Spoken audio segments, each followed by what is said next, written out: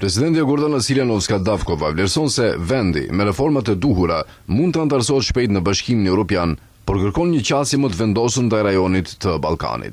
Këto komente ajo i bëri gjatë një konferencë të përbashkët për shtyp me presidentin e Malit të Zi, Jakov Milatović, i cili ndodhet për vizitë zyrtare në vend.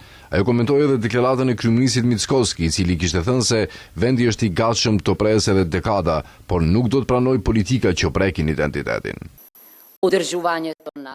Deklarata e kryeministrit ishte në formë kushtore, nëse duhet.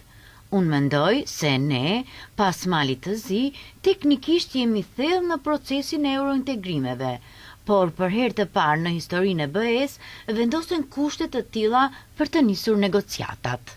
Sipas saj, antarësimi i Malit të Zi në Bashkimin Evropian do të ishte një sinjal i fortë se zgjerimi në Ballkanin Perëndimor është real. Ndërkaq presidenti malazez theksoi se vendi i tij është lider në procesin e integrimit evropian.